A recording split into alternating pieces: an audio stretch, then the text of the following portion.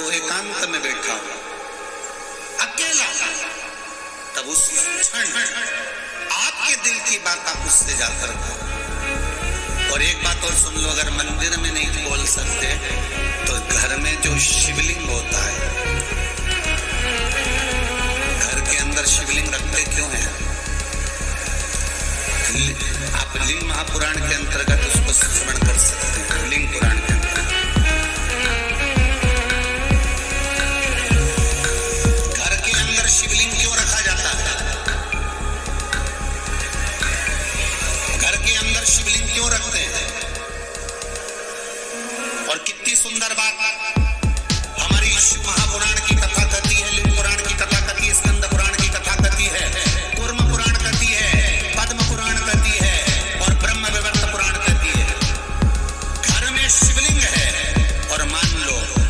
घर में आपने रोज बाबा को जल चढ़ाया, रोज आपने पूजन करी, रोज आराधना करी, रोज शिव जी को जल समर्पित कर रहे हो, और मान लो बीच में रजो धर्म आ गया या आप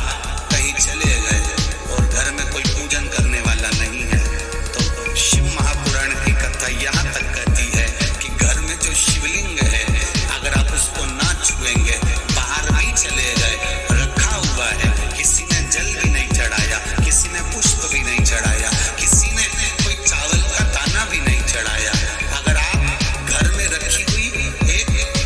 बेलपत्र भी भले वो सूख गई हो, कैसी भी हो, अगर बेलपत्र अगर सूख भी गई हो तो वो बेलपत्र भी आप शिव जी के पास में रखकर चले जाएंगे, तो आपने कितने दिन जल नहीं चढ़ाया उस खाते में रहेगा, इससे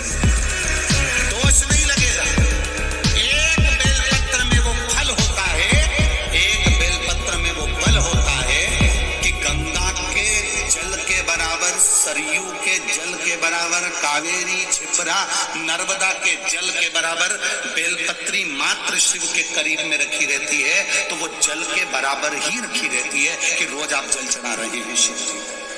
घर के लोगों से इतना तो कह सकते हो कि मुझे हाथ नहीं लगाना, मेरे को बाहर जाना है, तुम एक काम करो, ये बेलपत्री शिव जी के पास रख दो, मैंने यहाँ रखी है,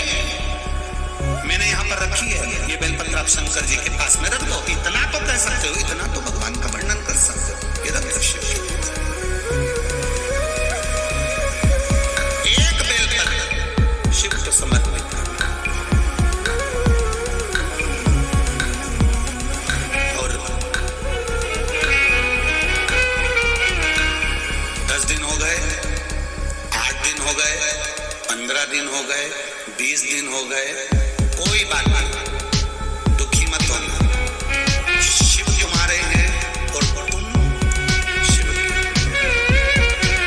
भटकना नहीं है, भटकना नहीं, तुम शिव के हो, शिव तुम्हारा। हाँ, ये जरूर है, घर से जब जाओ तो शिवलिंग तुम्हारे घर में जो पारद का, नर्मदा का,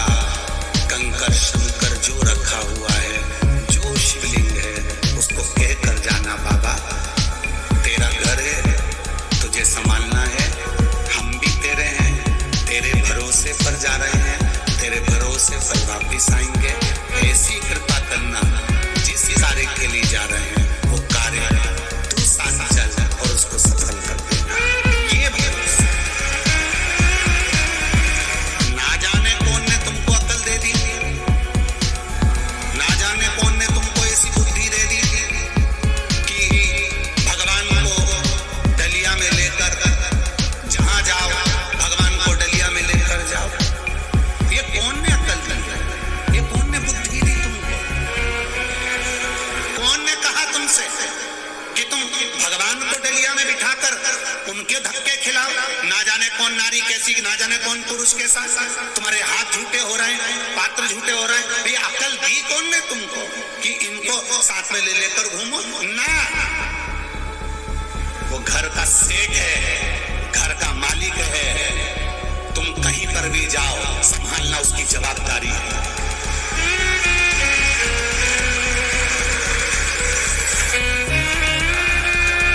संभालना उसकी जवाबदारी है। शिवलिंग है, घर में रखो।